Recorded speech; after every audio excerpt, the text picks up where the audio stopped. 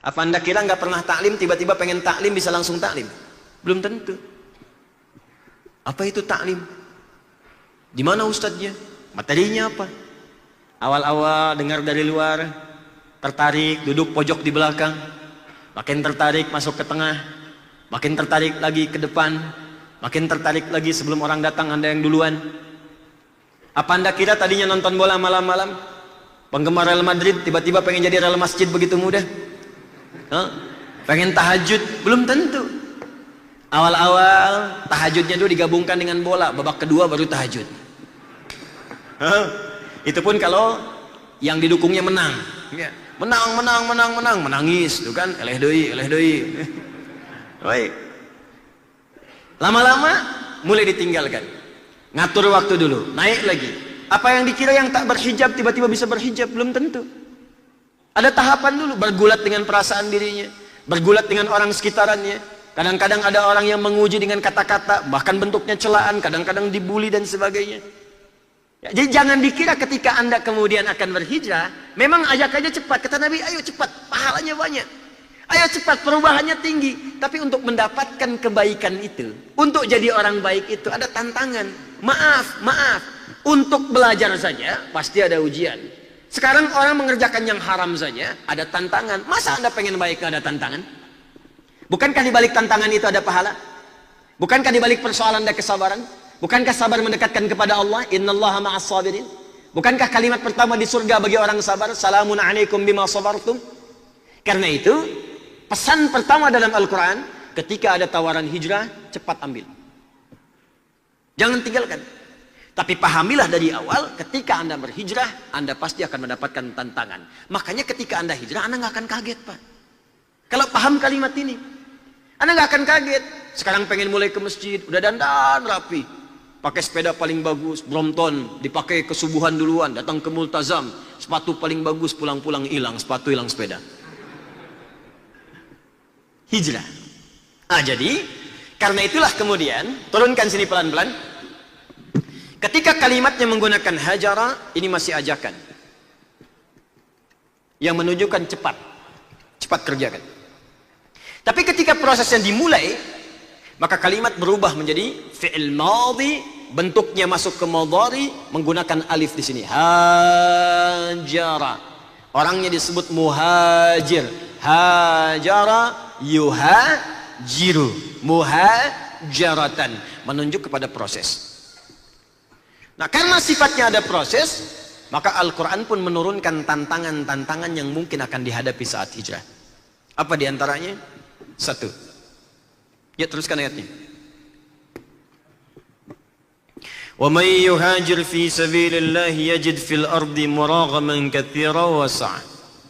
Pertama, maaf, orang yang mungkin berhijrah boleh jadi akan terkait erat dengan pengurangan dari si harta dan materinya, harta bendanya. Jadi ada sifat hijrah yang terkait dengan harta benda, 1, yang akan berpengaruh pada pola hidupnya. Dan ada janji Allah di sini yang akan mengganti apa yang dia rasakan rugi. Pertama, hijrah lewat harta. Apa kaidah yang digunakan? Teruskan hadisnya. Manahallahu anhu. Kalau pengen hijrah, cepat tinggalkan semua yang dilarang oleh Allah. Motivasinya cepat tinggalkan. Nah, sekarang Anda bergulat dengan harta misalnya, kerja, bisnis, macam-macam. Apa saja yang dilarang? Penipuan haram, korupsi haram, kolusi haram, riba haram, mencuri haram. Kalau harta ingin diberkahi, maka hijrah. Tinggalkan cepat semua yang dilarang, cepat tinggalkan ini. Walaupun saat meninggalkan itu, karena pola hidupnya sudah terpola dengan pendapatan dari hasil yang haram itu, mungkin tidak mudah meninggalkannya. Pada awalnya demikian. Biasa nipu, penghasilan dari hasil penipuan, kelihatan banyak, sekarang harus ditinggalkan. Biasa saling menyogok, sekarang harus ditinggalkan. Biasa korupsi ditinggalkan, biasa riba, sekarang akan ditinggalkan. Tidak mudah. Dan biasanya harta haram itu membentuk pada perilaku yang tidak sama dengan harta halal. Beda. Orang yang mendapatkan harta dengan cara yang halal, itu perilakunya pasti beda dengan orang yang mendapatkan harta dengan cara yang bermasalah. Pasti beda. Jalannya akan lain. Harta halal itu akan mudah mengantarkan Anda pada yang baik-baik. Ke masjid gampang, baca Al-Quran ringan, tahajud ringan. Demi Allah saya katakan, kalau harta yang Anda kumpulkan belum mampu mendekatkan Anda dengan Allah, berarti ada yang kurang berkah dari pendapatan di harta Anda itu. Itu rumusnya mudah. Temukan rumusnya di Al-Bukhari, Kitabul Ilmi nomor hadis 71. Dari Muawiyah bin Abi Sufyan radhiyallahu ta'ala anhu. Man yuridillahu bi khaira yufaqihu fiddin. Siapa yang diinginkan oleh Allah berubah jadi orang baik, maka yang pertama akan dilakukan oleh Allah membimbing dia untuk memahami ajaran agamanya. Orang yang mencari nafkah dengan tuntunan agama itu dibawa dengan pola iman. Di sifat imannya membimbing dia. Di Quran surah kedua ayat 172. Ya ayyuhalladzina amanu, disebutkan imannya dulu. Kulu min thayyibati ma razaqnakum. Kata Allah, orang-orang beriman itu pasti akan mencari harta yang terbaik untuk mendapatkan nafkah dalam hidupnya. Jadi yang baik-baik yang dicari. Berkah, berkah, berkah, berkah. Karena yang dicari yang berkah ini, maka iman yang didapatkan dengan harta itu mengantarkan dia pada perbuatan yang baik-baik. Sholatnya gampang. Coba lihat, mencari nafkah dibuka dengan kalimat iman. Bukankah sholat dibuka dengan kalimat iman? Bukankah puasa dibuka dengan kalimat iman? Kalimat sholat pertama Al-Baqarah ayat 3. Kan iman dulu. Alladzina yu'minuna bil ghaib wa yuqimunas shalah. Puasa Al-Baqarah 183. Ya ayyuhalladzina amanu kutiba alaikumus syiyam. Mencari nafkah Al-Baqarah 172. Ya ayyuhalladzina amanu kulu min thayyibati ma razaqnakum. Kalau sudah berkah karena sholatnya rajin, puasanya rajin, jadi harta itu juga dipakai untuk membantu dia menunaikan sholat dengan sempurna. Sepeda dipakai subuhan, motor dipakai zuhuran, maghrib dipakai maghriban dengan mobilnya. Dipakai semua.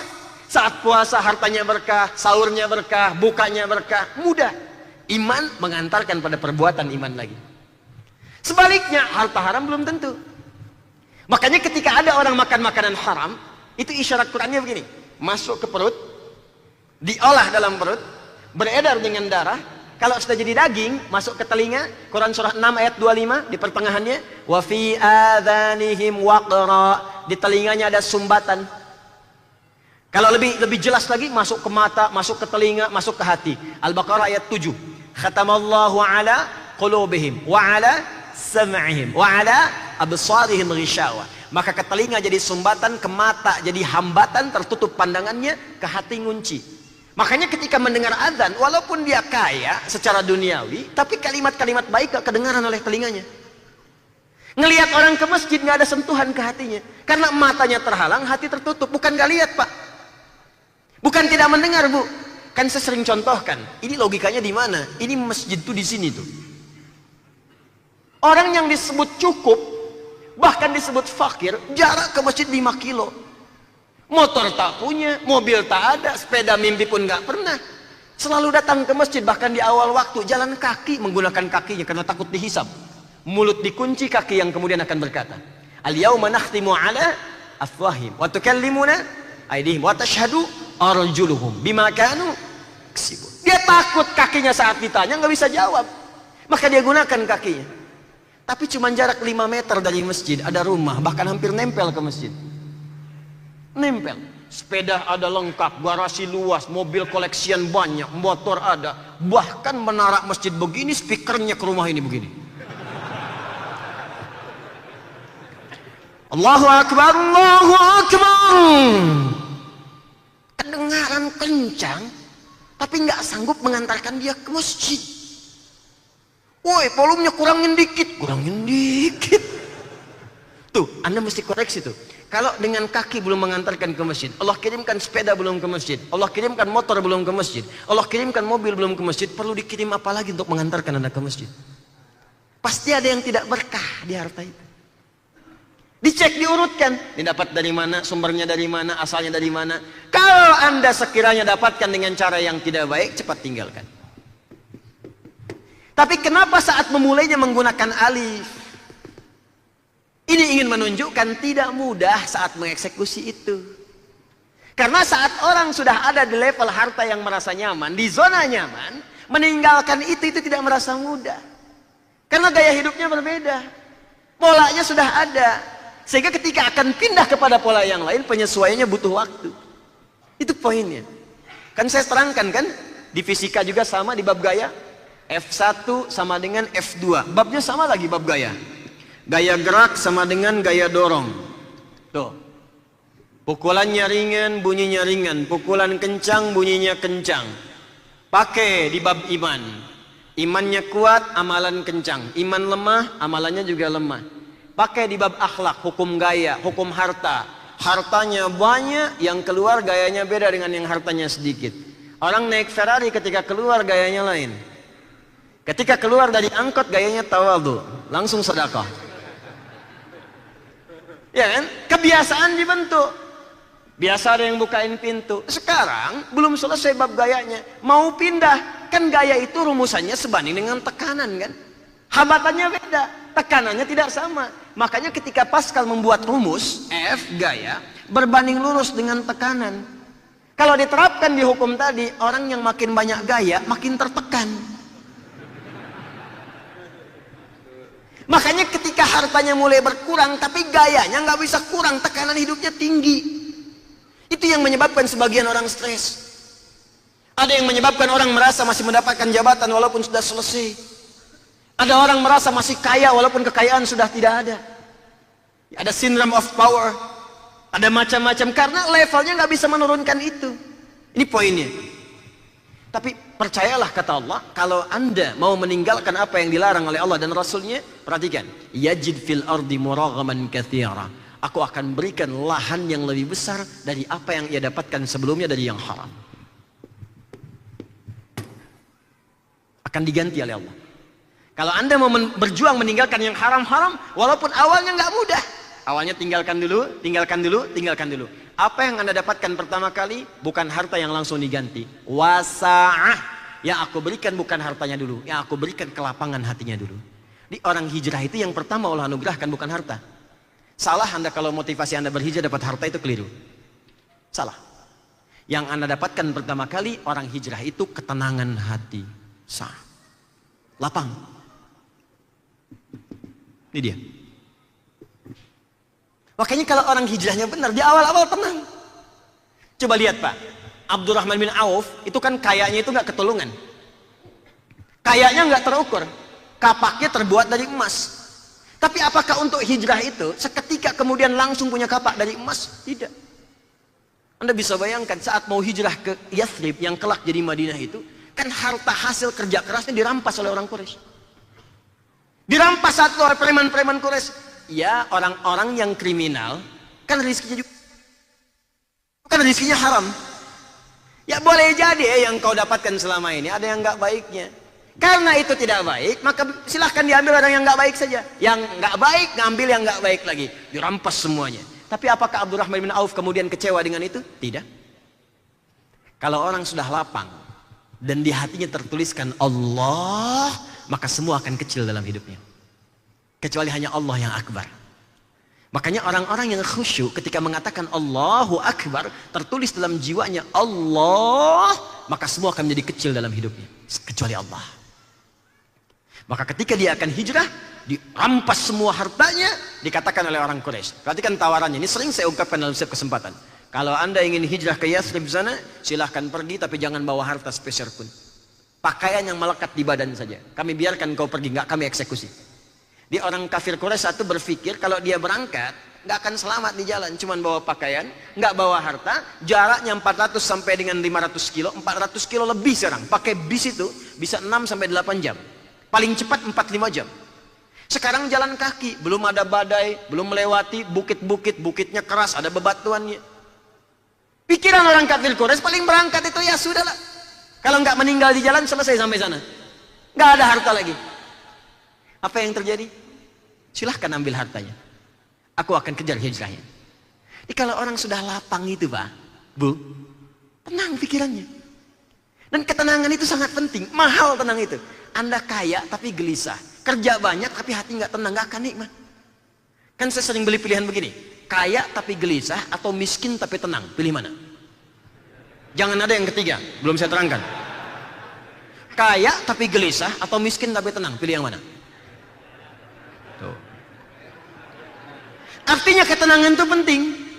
Sehat tapi gelisah atau sakit tapi tenang. Pilih mana? Itu saking saking pentingnya ketenangan, itu Anda nggak mau tinggalkan. Makanya ibadah pun didesain oleh Allah untuk menenangkan hati. Coba sholat, baca Al-Quran, berdoa, zikir. Itu kan semua zikir namanya. Sholat disebut zikir. Quran surah ke-20 ayat 14. Tadi imam kita bacakan. Wa aqimis sholata lidzikri. Doa disebut zikir. Quran surah 7 ayat 205. Wadhkur rabbaka fin nafsik. Ba'da sholat zikir. Quran surah ke-4 ayat 103. Fa idza qadhaitumus sholata fadhkurullah. Anda baca Quran zikir. Quran surah 15 ayat 9. Anda murajaah menghafal Quran zikir. Quran surah 54. Ayat 17, 22, 32, 40. Apa fungsinya? Menenangkan hati. Dari mana taunya? Quran surah 13 ayat 28. Ala bi dzikrillahi tatmainnul qulub. Makanya saat Anda sholat, tenang hati. Masuk masjid tempat sholat, tenang hati. Baca Quran, tenang hati. Ada masalah, buka mushaf, baca Quran, hati tenang. Ada masalah, sholat, hati tenang. Jadi ketenangan itu penting. Makanya orang yang hijrah, kalau benar hijrahnya, yang pertama diberikan ketenangan hatinya. Jadi kalau Anda hijrah, hati Anda belum tenang, berarti ada yang belum sempurna hijrahnya. Ada tahapan yang terlewati di sini. Maka yang paling dahsyat, saya ini kan mendekat kepada Allah.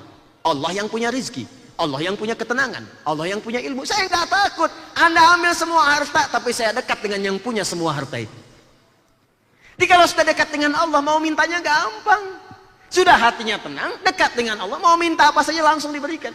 Anda dekat dengan pimpinan, pekerjaan Anda mudah. Anda dekat dengan Allah, apa yang tidak mudah bagi Allah. Maka ditinggalkan semua harta itu, berangkat kemudian ke Madinah, ke Yathrib. Begitu sampai sana diterima oleh orang paling kaya di Yathrib. Sami'tu annaka kunta ghaniyan. Saya dengar Anda itu pernah kaya. Khudh nisfa mali, kalau pengen kaya lagi ambil setengah harta saya. Apa jawabannya? Saking tenangnya hatinya mengatakan jazakallahu khairan bima ma'na arini ainal aswah. Semoga Allah berikan pahala pada Anda. Cukup tunjukkan padaku di mana pusat bisnisnya. Kerja kemudian jadi penyalur kambing pada awalnya, setahun jadi orang paling kaya di Madinah. Setelah tenang hatinya, nikmat hijrahnya, gampang kerjanya, tawakal tinggi kepada Allah, baru Allah limpahkan rezeki sesuai dengan passionnya. Kalau dia passionnya ilmu, diberikan ilmu dengan batasan yang sangat luar biasa dari kalangan manusia. Kalau passionnya kedudukan, diangkat setinggi-tingginya. Kalau passionnya di bisnis, diberikan limpahan harta yang kuat. Jadi kalau orang sudah hijrah diberikan harta, hartanya pasti digunakan pada yang baik. Kalau orang hijrah dapat kedudukan, kedudukan digunakan membuat kebijakan yang baik. Kalau orang hijrah sudah baik, punya ilmu, ilmunya digunakan mendidik dengan cara yang baik. Itu yang kita butuhkan. Makanya ketika orang hijrah nggak akan diberikan dulu Pak pengetahuan, nggak akan diberikan kedudukan, nggak akan diberikan kekayaan, yang diberikan ketenangan dulu. Itu poinnya. Nah sekarang coba Anda buktikan. Anda sebelum datang ngaji dengan setelah ngaji, kan keadaan hatinya pasti beda. Kalau ngajinya benar. Kalau ngajinya nggak benar, tetap gelisah juga. Jelas ya? Nah, ini bagian pertama.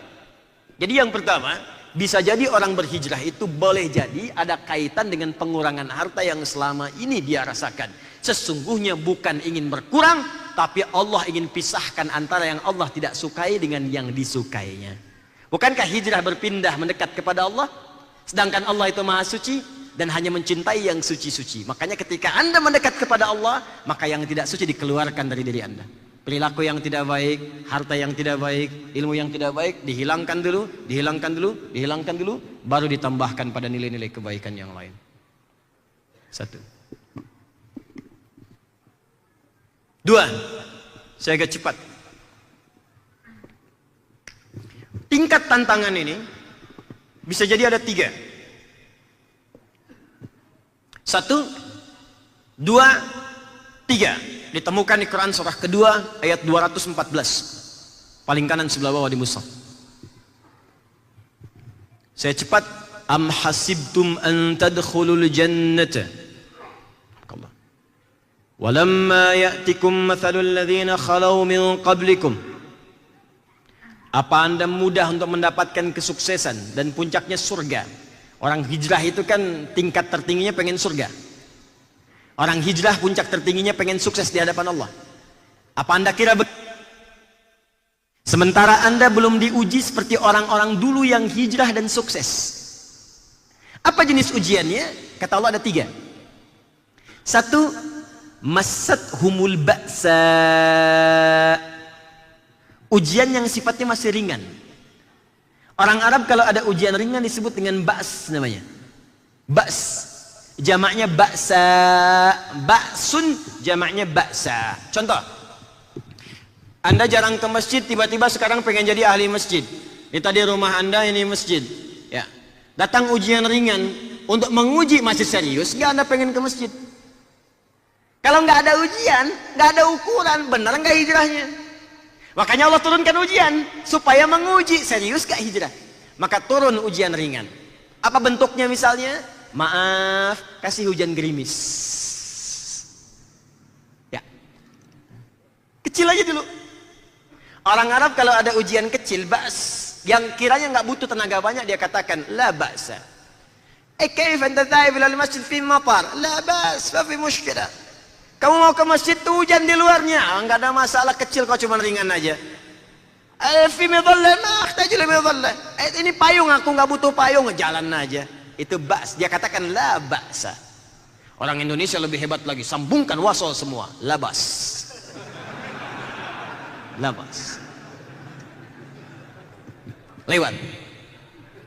Untuk nguji, benar nggak pengen hijrah ke masjid? Kasih gerimis dulu. Kalau dengan gerimis pun Anda belum ke masjid, mau ke masjid tiba-tiba gerimis, terus gak jadi ke masjidnya, berarti niat Anda berhijrah belum utuh sepenuhnya. Papa kok nggak jadi ke masjid? Hujan mah, kan cuman gerimis, ada payung lagi. Takut riya, takut riya. Berarti ada masalah, belum sempurna.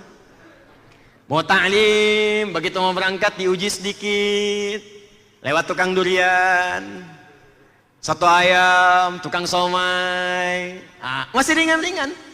Nanti kalau sudah naik-naik, dorro, dari kata durrun. Durrun, mulai ke fisik. Dorro, dari kata durrun. Mulai kena fisik. Hujannya mulai deras. Masih ke masjid gak? Mulai macet di jalan, masih ta'lim gak? Mulai nggak kebagian tempat, masih ta'lim nggak? Kalau kita masih bisa lewat, puncaknya yang terakhir, zilzal, wa zulzilu. Kalau bahasa kita gempa, sesuatu yang mengguncang pada hati. Di hatinya mulai dag-digdug, aduh berangkat nggak ya? Berangkat nggak nih? Bukan deras lagi, petirnya udah di mana-mana. Dor. Aksesnya sebagian besar terkena banjir. Masih berangkat nggak? Sudah kemudian hujan deras, sebagian ada petir, akses tertutup banjir. Masya Allah, ustadznya masih datang juga. Datang sendiri, nulis sendiri, nerangin sendiri, ngapus sendiri. Rekaman jalan juga. Tapi ujian di luar masih banyak. Ke masjid pun tiba-tiba datang ke masjid, sudah kedapatan penuh. Anda bagian belakang. Sudah kemudian juga makanan nggak ada. Akses nggak dapat, snack nggak didapatkan. Pertanyaan saya, masih mau ikut ta'lim nggak? Zilzal. Situ ujiannya. Kalau belum menyentuh kepada harta, masih tenaga, biasanya masih bisa dilewatin. Tapi kalau sudah sama harta itu nggak mudah. Riba,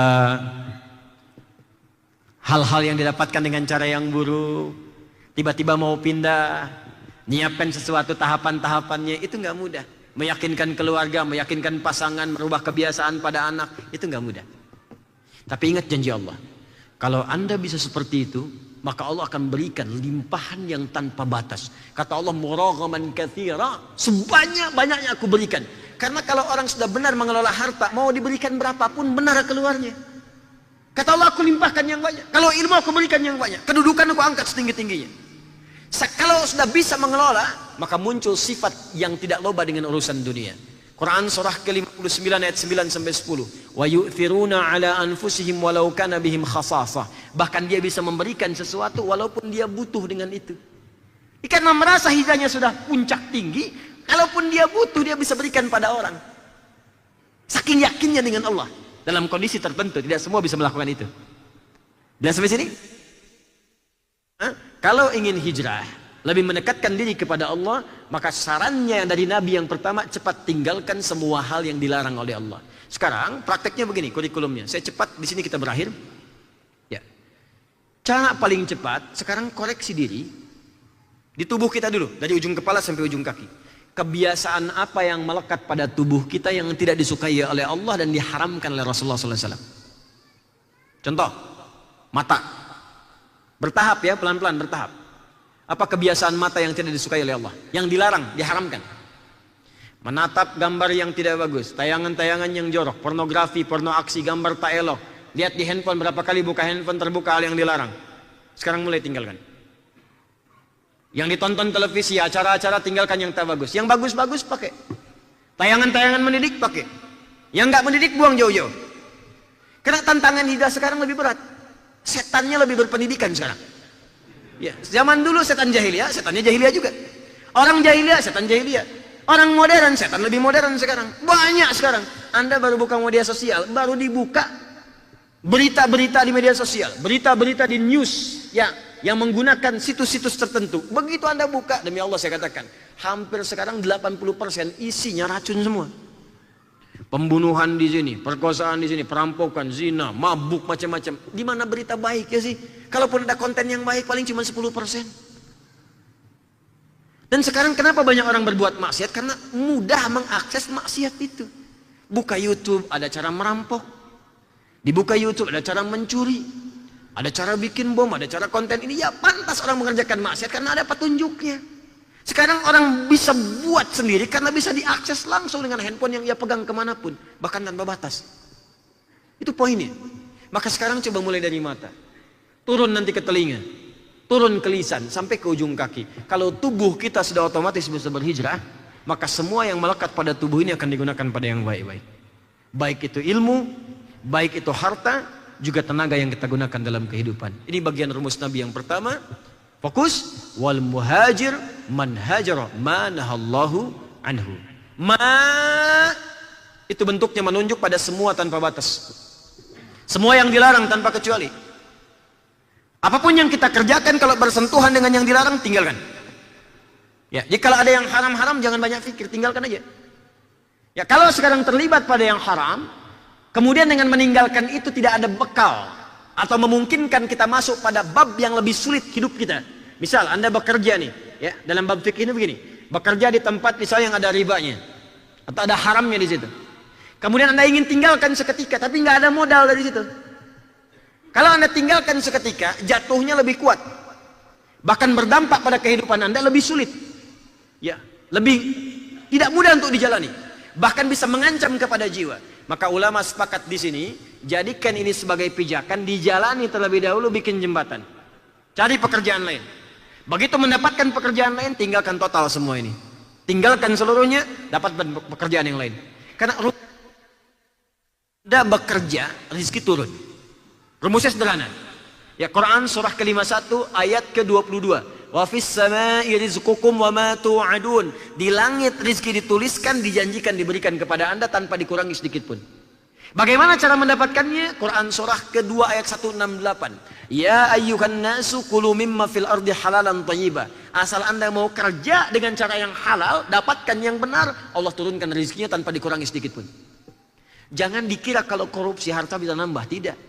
Jangan dikira kalau mencuri harta bisa melimpah, tidak. Tetap saja harta Anda segitu, nggak akan nambah, Pak. Yang beda itu cuma berkahnya. Kalau kata Allah 1 miliar, 1 miliar Anda dapat. Tanpa mencuri pun dapatnya segitu juga. Jadi ngapain mesti mencuri?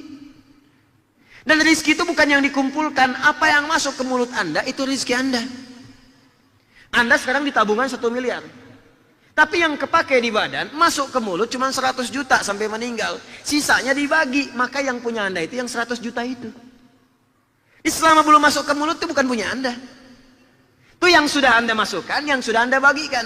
Sedekah, zakat, infak, itu bagian Anda. Tapi kalau belum diapa-apakan, cuma dikumpulkan, mungkin itu hak orang lain yang dititipkan di tangan Anda. Boleh jadi begitu. Makanya ngapain korupsi, nggak ada kerjaan. Kalau orang beriman itu nggak akan korupsi, bikin capek diri sendiri. Nggak akan mencuri. Anda kalau mau mencuri, jangan pikirkan diri sendiri. Anda kalau sudah punya keluarga, anak-anak, pikirkan orang tua. Anda orang tua, pikirkan anak. Anda yang berbuat, anak Anda yang susah. Anda yang korupsi, anak Anda yang dibully. Anda yang mencuri, orang tua Anda yang sakit menahan lahiran Anda. Menahan kehamilan saat akan mengandung Anda. Sedang mengandung Anda, melahirkan Anda. Tiba-tiba dibalas oleh Anda dengan perbuatan kriminal itu. Apa nggak sayang pada orang tua? Baik, kembalikan ke sini. Jadi semua yang masuk kategori dilarang oleh Allah, tinggalkan semuanya.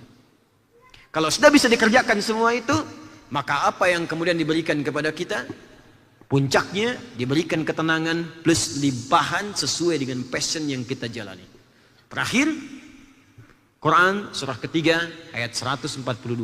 Bagaimana cara hijrah yang efektif menurut Al-Quran? Karena tidak mudah mengatasinya. Di ayat 214 itu tantangannya. Di ayat 142 itu perencanaan dan solusinya. Perhatikan caranya. Am hasibtum an tadkhulul jannata. Di Al-Baqarah 214 tantangannya dibuka dengan kalimat ini. Di Ali Imran ayat 142 dibuka juga dengan kalimat ini. Apa Anda mudah begitu saja kemudian mendapatkan kesuksesan bahkan surga yang Anda mimpikan? Dengan berhijrah langsung dapat? Belum tentu, kata Allah. Walamma ya'lamillahu alladhina jahadu minkum wa ya'lamas sabirin. Rumusnya cuma dua, kata Allah. Satu, kita hapus dulu.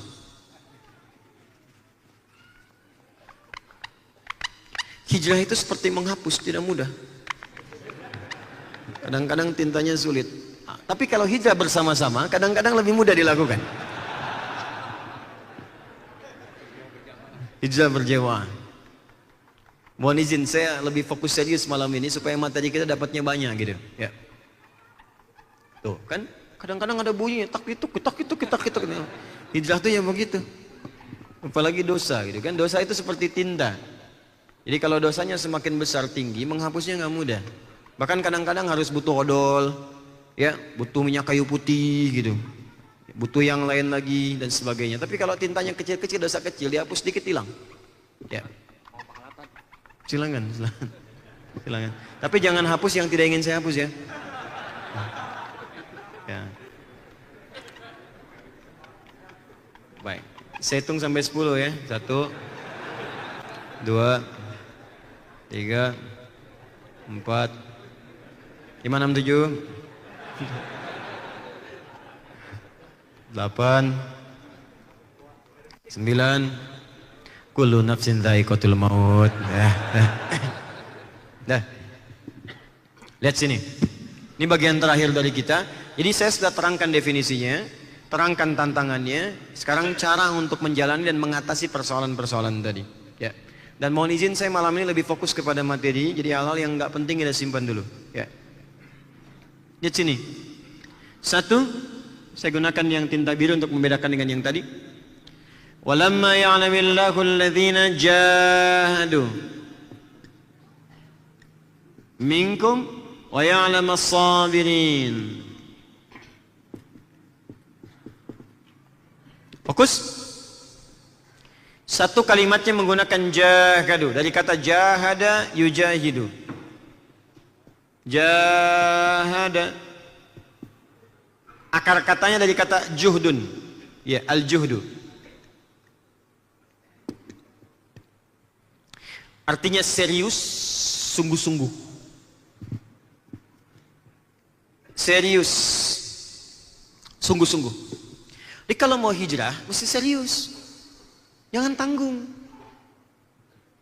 Mesti sungguh-sungguh. Kalau nggak serius, hasilnya nggak akan sempurna. Tahajud yuk, ayo. Jam berapa bangun? Aku mangke weh. Susah. Yang kayak kumaha gitu. Nanti bagaimana? Jadi kalau kitanya nggak serius, setengah-setengah, hasilnya pun nggak akan maksimal. Bangun jam berapa? Jam 3, siap, ayo. Alarm berapa diatur? Ya udah 3 kali deh, sepakat. Jam berapa? 2:04, 2:30, 2:45. Ya udah, atur 3 kali. Jam alarm pertama bangun, matikan alarm kedua. Alarm kedua bangun, matikan alarm ketiga. Alarm ketiga siap-siap, ya kan? Yang penting konsisten dulu, jam 3 bangun. Nah, serius, sungguh-sungguh. Yang paling menarik teman-teman sekalian, akar kata ini sebetulnya bisa tanpa menggunakan alif. Jahada ya jahadu. Tapi kenapa menggunakan alif? Jahada. Masih ingat tadi di awal yang saya terangkan? Ketika menggunakan alif, orang hijrah pasti butuh proses.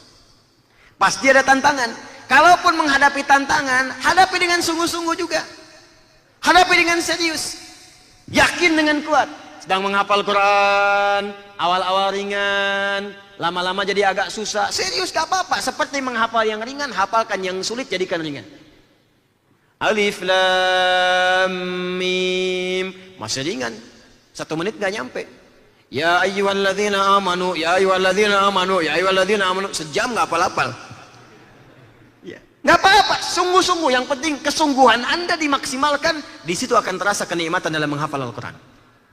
Teruskan. Dapat. Yang kedua, ini yang belum saya ajarkan. Alif itu bisa berfungsi mufa'alah, menunjuk makna saling. Contoh. Rahmukallah. Safaha yusafihu, saling bersalaman. Yang satu menyodorkan, yang satu menyambut pakai alif. Contoh, saling menjaga dan mengingatkan pakai alif. Hafadha yuhafidhu. Menjaga, hafidha yahfadhu. Saling menjaga, hafadha yuhafidhu. Yang paling menarik ketika Allah meminta kita menjaga waktu sholat, kalimatnya menggunakan alif. Buka Quran surah kedua Al-Baqarah ayat 238. Paling kanan sebelah atas di mushaf. Hafidhu ala sholawat. Pakai alif. Hafidhu. Bukan sekedar jaga. Kata Allah, jaga waktu sholat, jangan lewat. Jaga waktu sholat, tunaikan tepat waktu. Tapi kalimatnya bukan sekedar dijaga, saling menjaga. Saling ingatkan. Mungkin bapaknya ingat, anaknya tidak. Bapak ke masjid, anaknya tidak. Ibunya sholat, anaknya tidak. Anak sholat, bapak tidak. Maka yang Quran katakan, jangan sampai di rumah ada yang sholat, yang lain tidak. Saling mengingatkan satu dengan yang lainnya. Ini sekarang yang bahaya begini. Teman jauh diingatkan, teman di keluarga tidak diajak dan diingatkan. Ukhti, jilbabnya kok begitu? Ukhti, tetangga diingatkan, anak perempuan sendiri nggak berjilbab. Akhi, besok ke masjid yuk. Akhi, tetangga jauh diingatkan, bahkan di DM ketemuan, anak sendiri nggak pernah diingatkan. Hafidhu. Makanya ketika Allah turunkan Quran surah ke-66 ayat yang ke-6, yang diminta pertama kali dijaga itu keluarga dekat. Qu anfusakum wa ahlikum. Keluarga dekat. Hafadha. Nah, kalau sudah saling menjaga jadi ringan. Kita pun terbantu. Satu salat ngajak yang lain ringan. Dan jamaah itu ringan. Rasanya ringan kalau salat. Terbawa, cuman tinggal ikut. Kadang kita nggak baca. Coba, yang baca surat kan cuman imam. Kita ringan cuman Fatihah. Jelas kan? Dan kalau Anda lupa, imam mengingatkan. Imam lupa, Anda mengingatkan. Jadi nggak berat. Salat sendirian itu lebih berat. Salat sendirian subuh 2 rakaat bisa jadi 3. Jamaah nggak mungkin. Begitu imam bangun lagi, subhanallah. Oh, salah. Kan nggak mungkin nengok, subhanallah. Apa? Tidak. Gitu. Yang satu ruku semua. Bahkan kalimat semua sama. Itu saling mengingatkan. Di sini ketika menyebutkan kita cara untuk berhijrah, cara mendapatkan surga, cara sukses, kalimatnya menggunakan alif. Jahadu. Bukan sekedar serius, tapi lakukan dengan saling mengajak satu dengan yang lainnya. Yuk ajak yuk. Teman yang belum sholat, ajak pak. Anda di sini bertetangga, boleh jadi tidak semua orang ke masjid. Walaupun dia muslim. Maka fikihnya mengajarkan, sebelum fikih dakwah, fikih ibadah disebutkan, fikih dakwah dilakukan. Fikih dakwah itu biasanya nomor 1 sebelum fikih ibadah diterapkan. Contoh, kalau dalam fikih ibadah yang langsung terkait pahala dengan dosa. Anda punya tetangga masjid, dia muslim, laki-laki, nggak pernah mau ke masjid, apa hukumnya? Oh, bakar rumahnya, harus main bakar aja. Nih, hukum tetangga masjid nggak mau ke masjid, hukumnya ajak dia ke masjid. Yang dipakai fikih dakwah dulu. Ajak dia dengan cara yang lembut, malam doakan dulu supaya ringan. Makanya kalau mengajak orang yang sulit, jangan langsung diajak. Fikihnya doakan dulu. Contoh paling gampang Fir'aun ketika didakwahi oleh Musa alaihissalam. Musa dan Harun berangkat pada Fir'aun. Kerasnya luar biasa. Kaku hatinya. Bahkan hardikannya kencang. Banyak orang yang mau datang pun, mau menyampaikan sesuatu bisa nggak jadi. Saking dahsyatnya kalimat-kalimat celaannya, ancamannya, dan sebagainya. Maka ketika mau berangkat beliau berdoa. Populer sampai sekarang.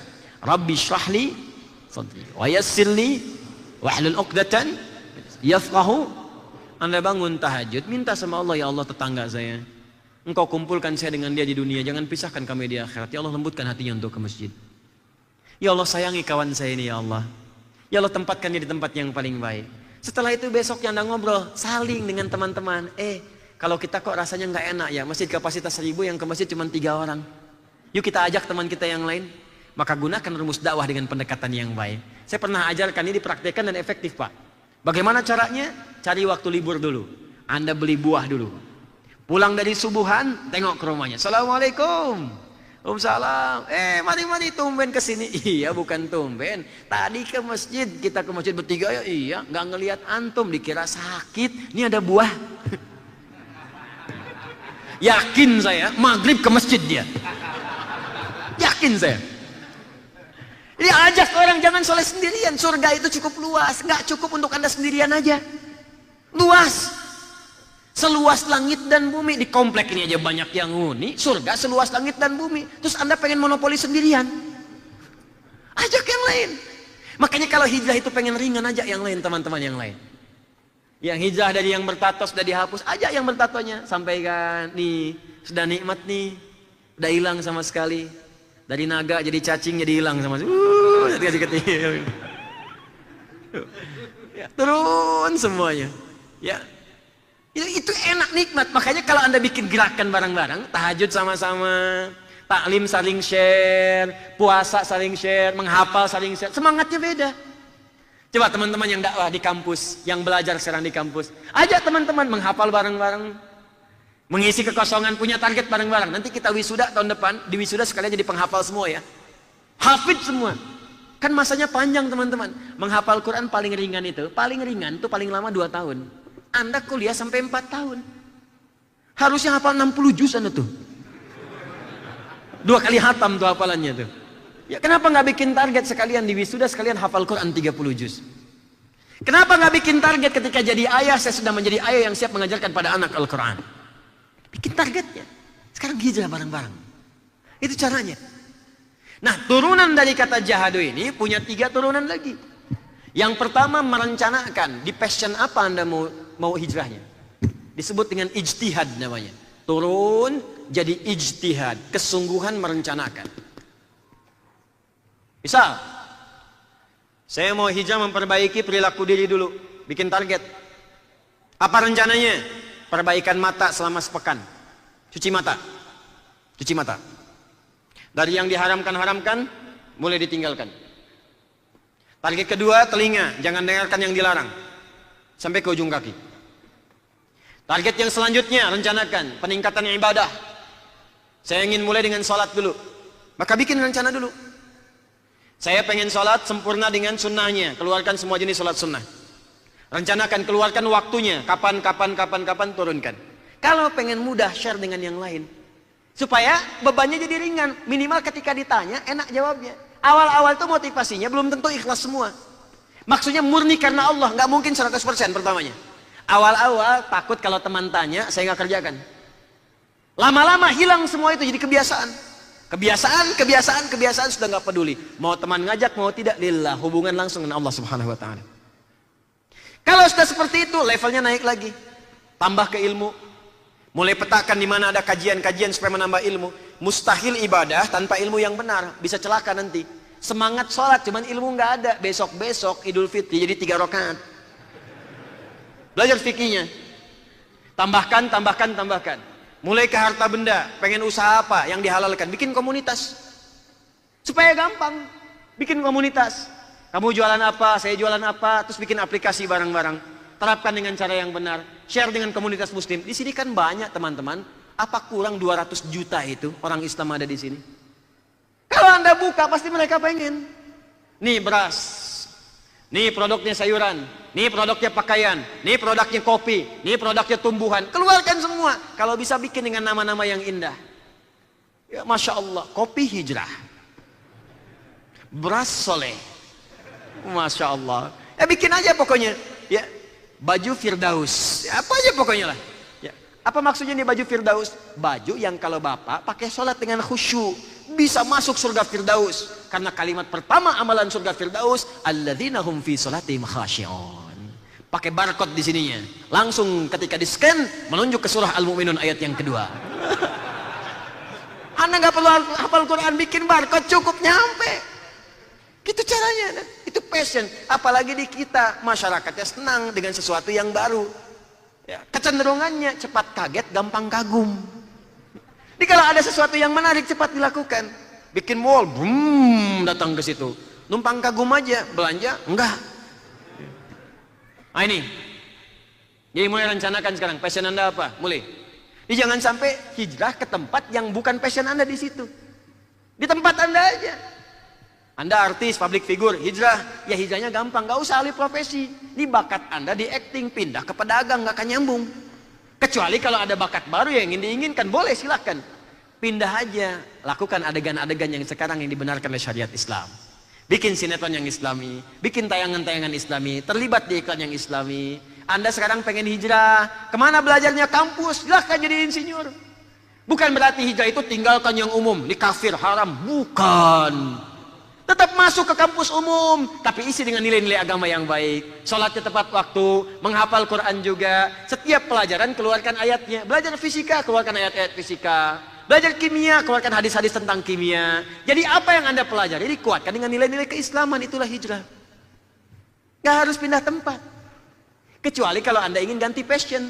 Pindah dari universitas umum, pindah ke agama, karena tujuannya ingin menjadi penyebar agama. Jadi dai misalnya, pindah ke universitas Islam, belajar Islam dengan baik, balik-balik berdakwah, silahkan. Yang penting tujuan jelas.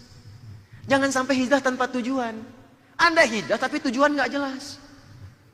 Saya mau pindah, jabatan sudah tinggi, kemana? Saya mau tinggalkan yang haram, jadi jualan pecel lele aja. Saya kan, ya memang gak dilarang.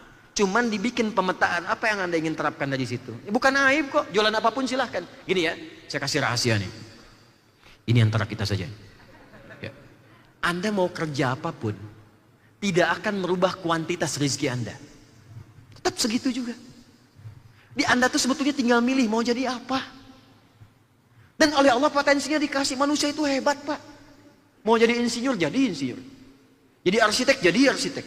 Jadi ustadz, jadi apapun bekal itu di tubuh kita tuh ada. Asal Anda mau, jadi Pak. Jadi. Cuman tinggalkan yang dilarang, yang baik-baik ambil. Rezeki itu akan diberikan otomatis, jangan takut. Dan jangan dengarkan manusia, kalau halal kerjakan. Itu cuman, mohon maaf ya, istilah manusia saja. Tukang ini, tukang itu, macam-macam. Profesi itu istilah manusia aja. Yang penting menurut Allah mulia, di situ ada kehebatan yang bisa Anda dapatkan. Satu.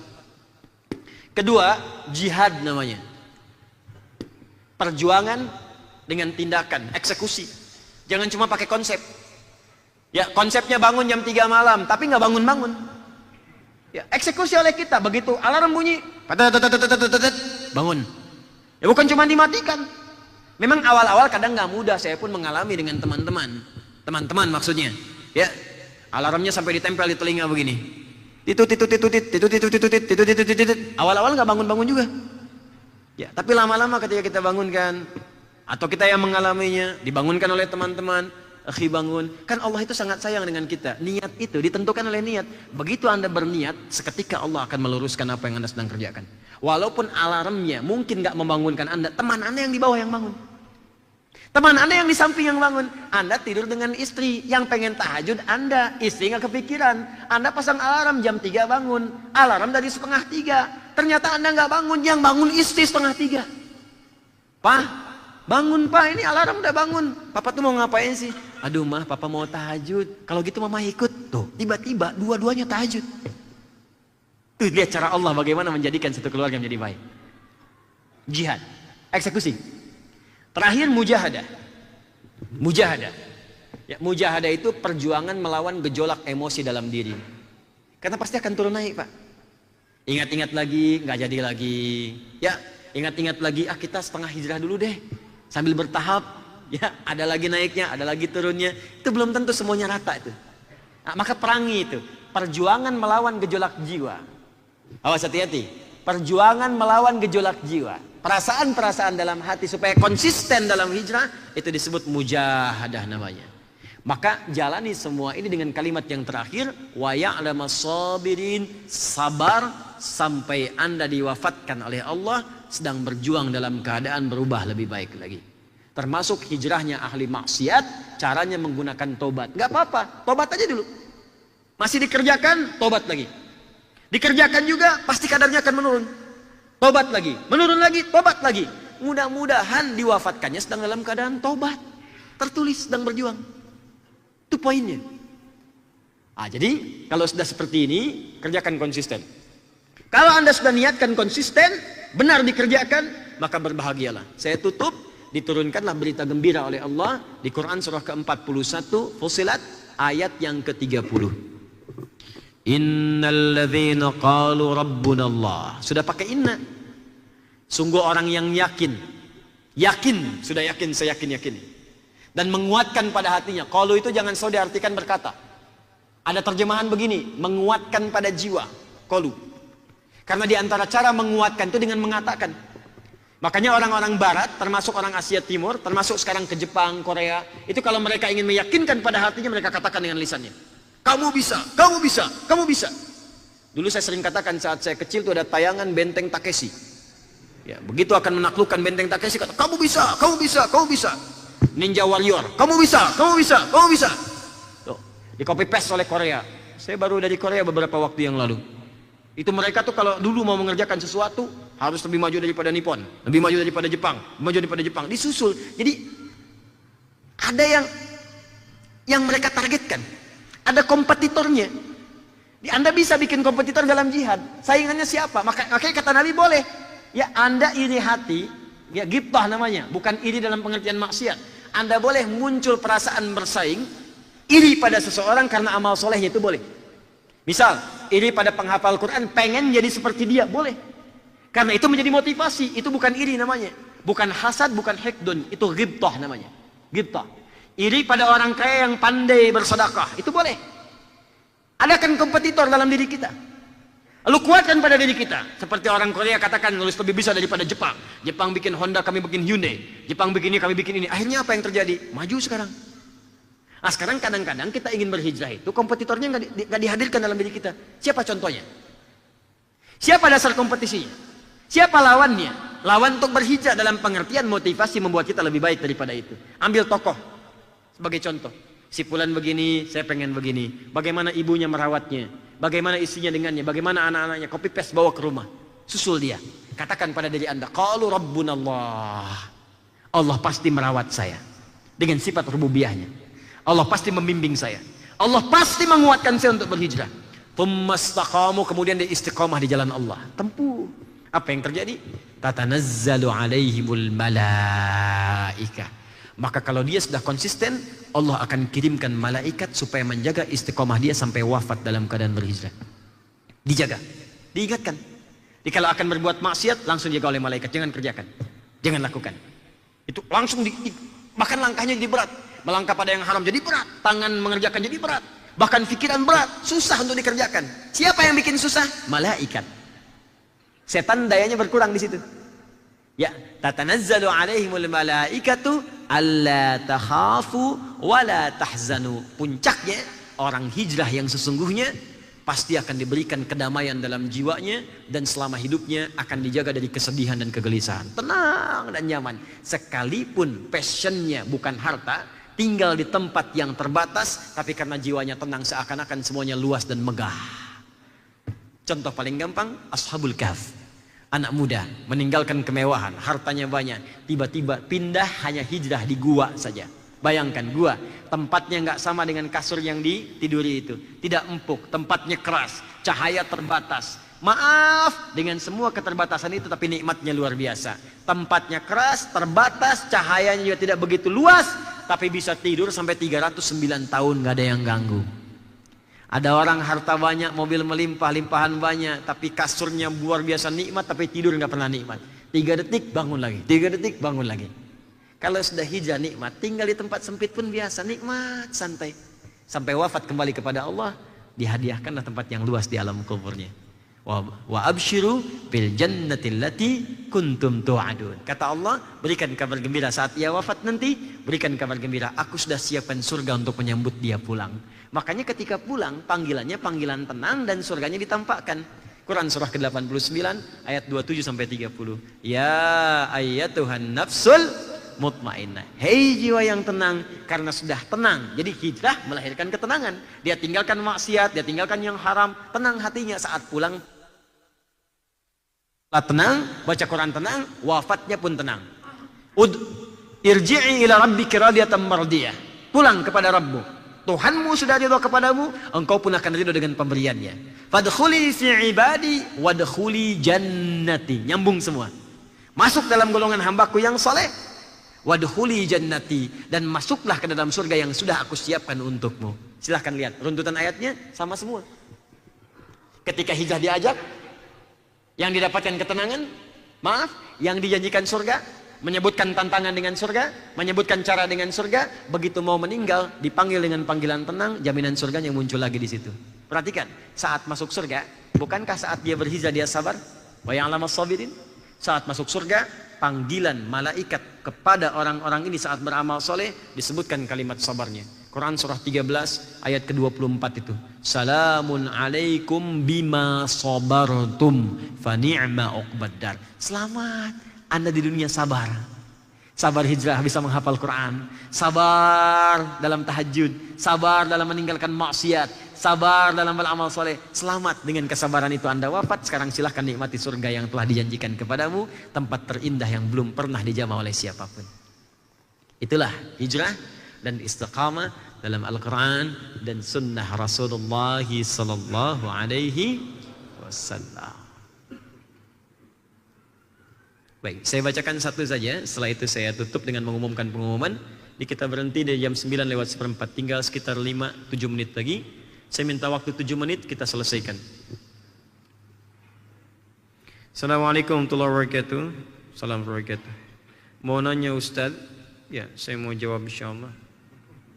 Kita ingin hijrah tapi kondisi saat ini kita ada di jurusan kuliah fashion design yang terkadang kita dituntut untuk menggambar makhluk bernyawa dengan mendesain baju yang tidak berhijab.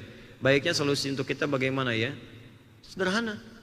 Arahkan desainnya sebagai modal untuk membuat desain Islami. Anda kan baru kuliah, baru bikin dasar, bukan untuk dipublikasikan. Kan dia membuat teori. Setelah jadi, tahu dasarnya, paham arahnya, arahkan kepada desain-desain Islami. Fashion Islami bikin jilbab yang model bagus, jilbab syar'i yang bagus, bikin pakaian-pakaian, baju koko yang bagus, pakaian untuk anak-anak, pakaian untuk remaja, bikin pakaian untuk olahraga yang menutup auratnya. Silahkan buat, arahkan. Ya, desain-desain yang terbuka tadi, arahkan untuk bikin pakaian yang dalam-dalam, kaos dalam, bagian celana dalam, bagian kerudungan bagian dalam, itu selesai. Ya, ini sebetulnya bisa ketemu caranya. Kalian mendesain misalnya, ya, hal-hal makhluk-makhluk yang bernyawa, tinggal dilihat batasan-batasannya. Apa yang nggak boleh, apa yang boleh. Nggak boleh tampak semuanya misalnya, ya bikin sebagiannya buram, ya, bikin sebagian misalnya tidak utuh. Ini mata yang satu utuh, yang satu misalnya tutup sedikit. Ya, misalnya nggak sempurna utuh seluruhnya, itu boleh-boleh saja, sah hukumnya. Silakan. Ya, bahkan bagian-bagian tertentu ada yang dibenarkan. Ya, apa itu misalnya? Bagian pendidikan, itu boleh utuh untuk pendidikan. Misal Anda belajar biologi, harus utuh kan dunia kesehatan. Ya, makanya ketika Anda didapatkan pada patung tertentu, misalnya patung, hukum patung kan kalau kita buat untuk pengkultusan atau hal yang tidak dibenarkan, haram hukumnya. Bikin patung sengaja misalnya, ya saya akan melihat patung seperti melihat orangnya, haram. Ya, awas hati-hati, haram. Bahkan nanti bisa masuk jin tertentu ke dalamnya. Ini yang pertama kali terjadi, melahirkan kemudian yang hal-hal dipertuhankan, asalnya dipatungkan dari orang-orang soleh. Nanti ada di surat Nuh namanya. Ya, ada Suwa, ada Ya'uq, Yaghuth. Ya, itu ada asalnya, itu siapa? Asalnya orang soleh. Ketika mereka meninggal, mulai rindu masyarakat, rindu sampai serindu-rindunya dibikinlah karya berupa patung untuk mengabadikan. Lama-lama ketika lewat, setannya masuk ke situ. Ih, kayaknya melihat deh patung ini. Ih, kayaknya bisa mengamati saya. Ih, kayaknya memberikan suatu inspirasi tertentu. Akhirnya besok-besok kayak orang hidup, dibikinlah, dikasih makanan, kasih buah-buahan, asalnya ke situ. Sampai jadi sesembahan. Tapi kalau untuk jadi pelajaran boleh. Jurusan biologi, belajar anatomi, kan nggak bisa belajar sebagiannya. Harus semua utuh, makanya bikin patung utuh, tengkoraknya utuh, kan? Dari atas sampai dengan ke bawah. Ini bagian kepala, ini bagian mata, ini bagian hati, ini sarafnya ke sini, harus utuh semua.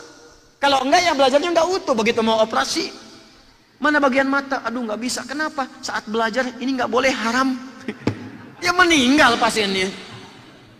Itu boleh, sah-sah saja. Termasuk Anda dalam konteks pembelajaran, pada hal yang dibutuhkan secara darurat, primer kebutuhan. Ini berlaku kaidah fikih, ad-daruratu tubihul mahdhurat. Asal darurat karena penting membolehkan bahkan sesuatu yang dilarang. Apa hukumnya ghibah? Membicarakan keburukan orang. Dasarnya haram. Tapi dibenarkan pada dua hal. Ini contoh saja. Apa dua hal ini? Satu, konsultasi seseorang kepada orang soleh atau orang yang dibenarkan punya kapasitas keilmuan untuk menyelesaikan persoalan. Di rumah tangga ada masalah, nggak boleh dibuka. Tapi kalau konsultasi kepada pihak ketiga yang dibenarkan, dasarnya ayat Quran surah keempat ayat 35. Wa in khiftum shiqaqa bainihima fab'atsu hakaman min ahlihi wa hakaman min ahliha. Anda ceritakan misalnya kesalahan suami, aibnya istri untuk mendapat solusi. Bukan untuk digibahkan, sah. Yang kedua, maaf, dalam mahkamah ada hakim di situ, Anda diminta jadi saksi. Apakah benar saudara menyaksikan saat dia mencuri? Boleh disebutkan. Bagaimana saat pencurian terjadi? Begini, begini, begini, itu sah. Maka nggak berlaku di sini hukum penerapan gibah seperti yang asal tadi. Saudara saksi, apa yang Anda saksikan ketika dia berbuat pencurian itu? Maaf Pak Hakim, tidak bisa saya sampaikan. Kenapa nggak bisa Anda sampaikan? Anda kan saksi. Gibah Pak. Saya takut Pak, kalau benar gibah, kalau salah fitnah. Itu menempatkan hadis bukan pada tempatnya. Jelas sampai sini?